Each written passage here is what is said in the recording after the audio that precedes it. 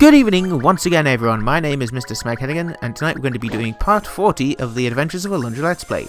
Having finally put Ronan to rest and sealed up the rest of the villagers in the sanctuary, we are now going to see what the hell is the deal with Nava. Seeing as he was apparently the owner of the final crest, so you gotta wonder why he didn't give it to us earlier. Probably a good reason for it. But first off, we're going to be doing some quick explorations of the village. Not much, of course, because, well, the place is pretty much abandoned. Of course, we get to keep all of this stuff, but I can't really hold all of it because I don't have the room for it. You know, usual stuff. But we're able to run in, pick up whatever we need as we see fit. Unfortunately, it doesn't restock, but, you know, if it did, then it would be a little broken.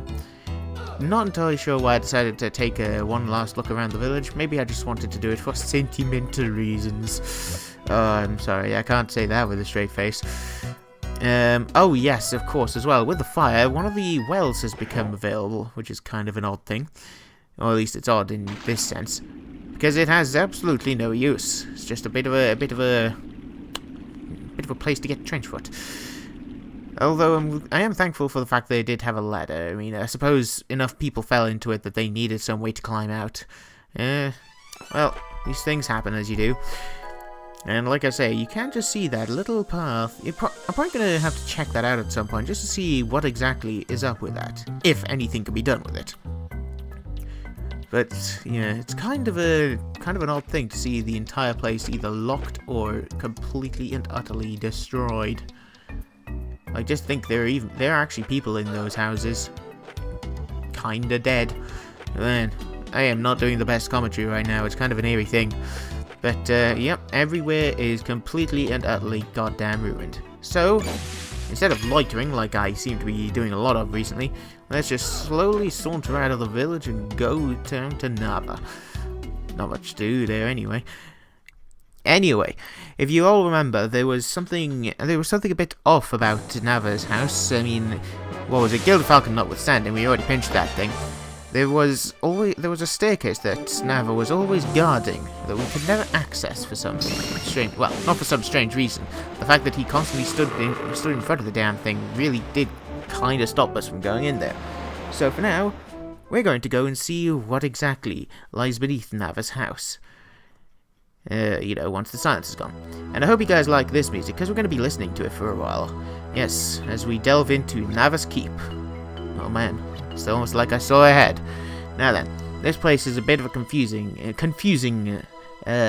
location, considering considering it seems like an almost endless corridor of hate. Well, not hatred, of course, that would be stupid. It's an almost endless corridor of twisting turns and, annoying rooms. Oh, and also you may have noticed that we're one-shotting slimes now, without even having any other items equipped. This holy sword really is the thing of dreams. Anyway, we're going to be going into somewhere that is kind of a frustrating area. There's nothing really much to be going on right now. That could have made sense in another context, but as it is right now, there's not much going on here. And you may notice that I'm taking a few seconds to think, which way do I go? Now, I am going to admit that I did actually have to use a guide in order to get through this place, because as much fun as it is, wandering around getting lost, as it were, I do not exactly like that in terms of having to watch something. So I decided to get a guide for it. Yes, in fact, in this game, it does help to have a map. Anyway, yes, this place is a very distinct area in that it has 13 different rooms, 12 of which are sort of like this. Well, they're all sort of like this, but one of them is the exit, so you gotta find your way to it. And this room is just an irritant more than anything, because, oh man, you gotta find out which one of these contains the path forward. I really didn't know which one it was.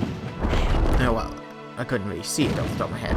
Now, this bit was a little odd, considering, oh hey, there should be a way to get out of here, right? And I'm just sat here, like, panicking, because, oh well, I don't know how to get out now, because every attempt to, you know, jump onto the one single block that there is here just isn't working, except for that one time. Really irritating, you know, panic attack. Well, not even a panic attack, really, I was just panicking. Anyway, once again, there are 13 rooms for this place, 12 of which have some nominal importance, and the last of which is the exit. Unfortunately, we don't know which way is which, you know, off the top of our heads. I mean, I know. Now, this is the final room, as you may have been able to tell, since it looks quite unique. We are, unfortunately, we're not able to continue on until we have gone through the 12 other rooms and dealt with the noise that's happened just then. We're gonna have to go into each individual room and, well, hit the switches. Oh man. Sorry, things are distracting me again. And we're back in the first room, I believe. I really should have, like, checked the proper map before coming in here. But whatever.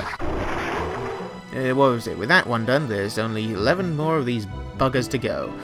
I could have really just wandered randomly, and it would have saved a bit of time, or at least made it a bit more interesting.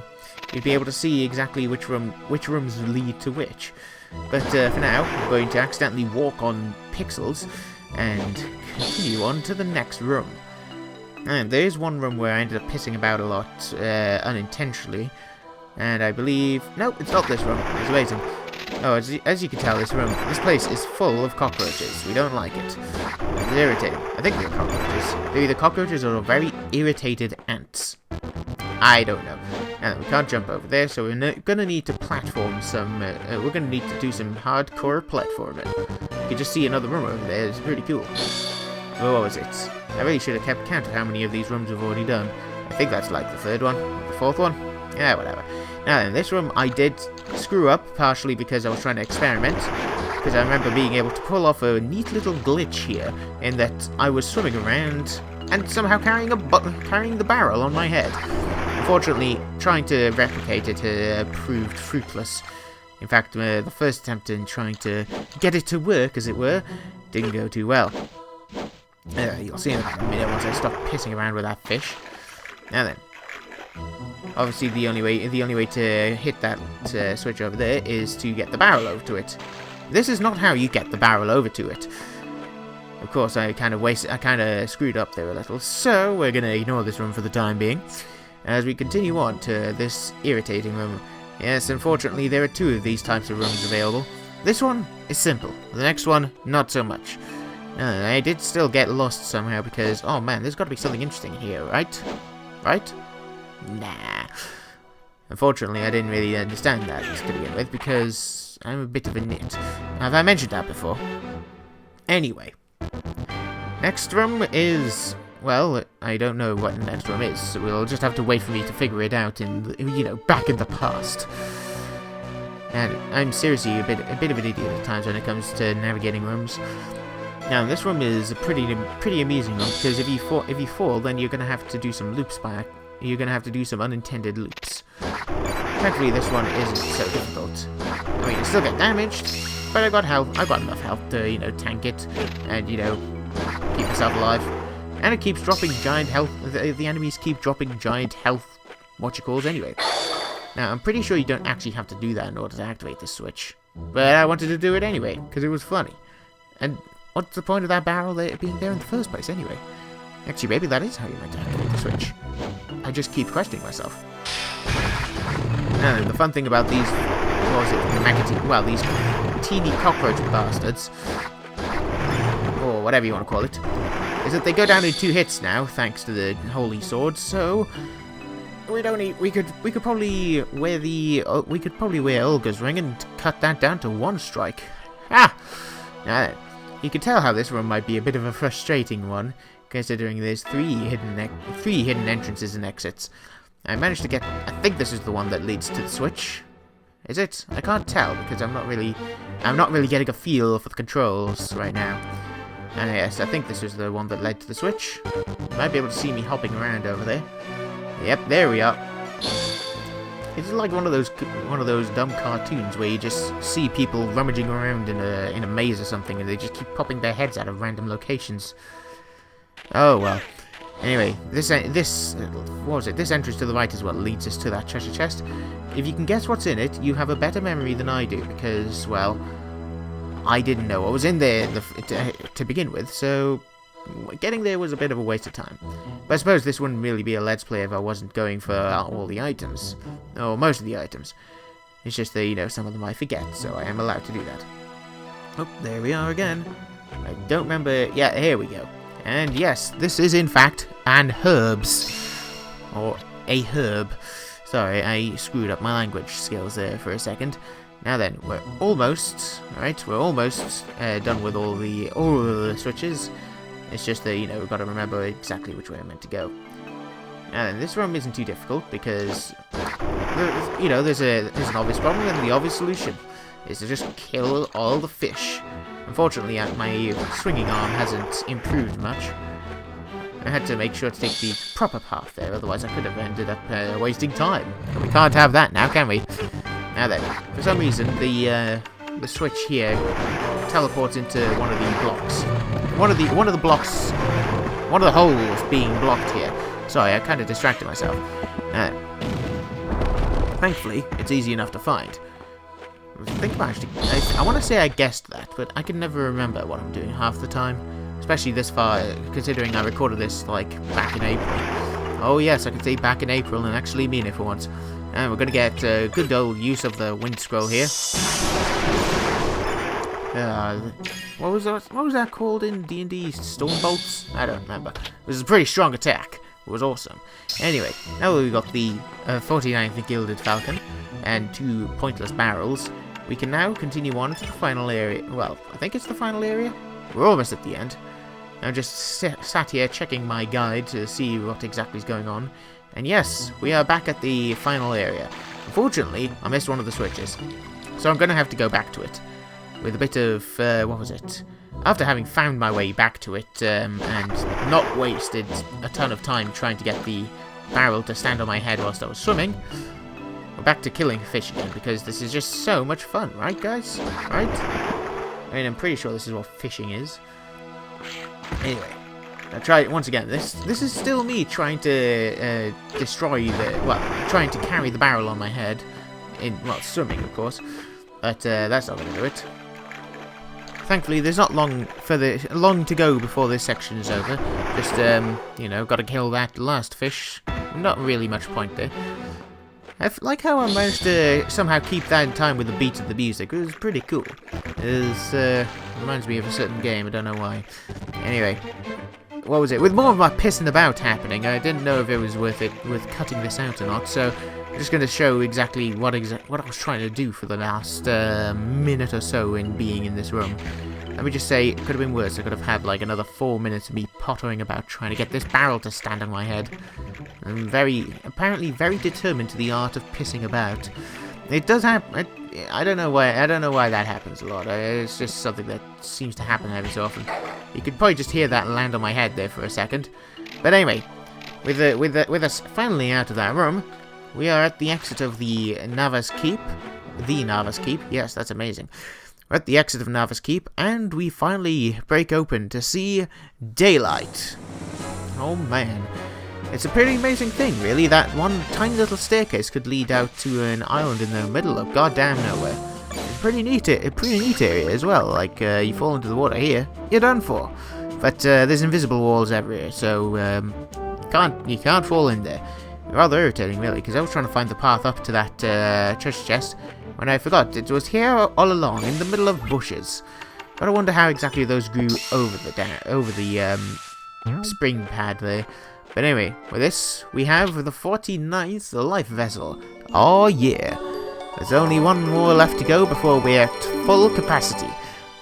We just gotta find it first. It's not here, of course. But we'll find it later. There's one last thing left to do before we can... Well, okay, 2 last things left to do before we can go into Nava's house. Ah yes, it's a lovely little house. It's a pretty fancy area. Much better than a little old shack in the middle, right next to the ocean. It's a shack right on the ocean. It's pretty cool. I like how he's got fences there as well. Anyway, an easily missed item, the wind book. It hides behind his house. How easily missed is it? Well, I remember the first time I finished the game, I never knew it existed. I just knew there was a treasure chest. It could have had something pretty cool, but I never got to it. Because of... perspective issues. Oh yeah. Now then, instead of storm bolts, this thing generates, oh, well, you're going to see it in about a second. As it says, it generates a giant tornado. Oh, look at that thing. Now then, this is significant. This is slightly worse than storm bolt, or the lightning bolt, considering, well, it doesn't home in on enemies, but it does pull enemies towards you, which is very good for fighting flying enemies. Anyway, now that we've saved and healed ourselves, we're going to be going into Nava's actual abode to find that the entire place has been completely ransacked. And it doesn't look like Nava's in a good way either. Apparently Zorgia's here. You remember him? That mercenary bastard? Oh, yeah. Seems he's been... He... What was it? Roughed up Nava, I suppose? I don't know. I like this as well. You're given an item that you have to put into the slot above, which then reveals the item that you actually need. Brilliant, a pretty cool thing is that you can actually see that it is actually an item there. It's pretty cool. What an amazing description. It is rather weird now that I think about it. Anyway, with a satisfying thunk, we get the diamond crest. It's almost as if the crests have a theme, and the final one is the greatest one. But, oh well. I'm kind of trying to figure out the perspective issues with those windows. You gotta look at them in a weird way. Anyway, now we get an info dump. Yes, Melzaz is, in fact, an alien. I mean, we already heard this before, but now this is a proper confirmation. And it seems that instead of doing the clever thing and killing it where it stood, the royal family, or the king, wanted to do the usual thing and try and harness the power for his own sake. You can tell how that's going to end up. It's very, very silly. It always happens. People never seem to get that idea through their goddamn heads. But oh well, isolated cases tend to happen, and yes, they are capable of... Melzaz is capable of inserting himself into people's minds when they're sleeping and dreaming. It tends to happen a lot, but oh well, we'll have to live, I suppose. Anyway, as you can tell, apparently, with prayer being such a tactile thing in this world, being able to power him up to the point where he could control anything, this is a really stupid thing to do. I can't really say much about it. Yes, apparently he wanted people to always have him in their minds. It's a very strange thing. I like that as well. Immersed in blood. Do you know how bloody untidy that would be? Just blood everywhere. Everything is red. It's like the crimson or something. Anyway, at the very least, the king did have the right idea of trying to seal the bastard, but it's unfortunate that he was elevated to godlike status because, well, that makes him just so much harder to kill, you know? Or to depose. Now then, consider this, what Jess said way back when the mining bomb was crafted, that all this happened 5 years ago. The destruction of the, of the statues happened like 5 years ago or so. How long had this all been going on for before they decided to actually say, you know what, sod it, break everything up and just split it all up? Like, time scales are all over the damn shop. Anyway, with interruptions from Zorgia here, we're gonna unfortunately have to deal with him. Yes, I'm still like, as you can tell. What was it? Nava is definitely an old git, but how long has he had that crest for? We don't know. I'm going on assumptions that the translators made, and I'm thinking it was translators. I don't know. Anyway, apparently Zorgia here is a bit of a... He likes killing people. Can you tell? You know, a mercenary bastard likes to kill people. Who'd have known? Anyway, yeah, he's apparently got a hard-on for this sort of stuff, so we're gonna have to go deal with him, aren't we? Wonder how he likes his own death. Yeah, well, I guess we'll have to find out. What I like is that you could just see the little bit of dirt outside there. Like, apparently that was patted down quite a lot. Anyway, now we're gonna have to fight Zorgia. I like how he calls him Releaser. They still do that.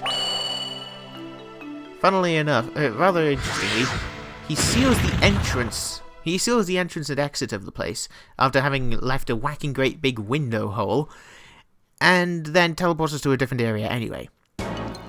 Isn't that just amazing?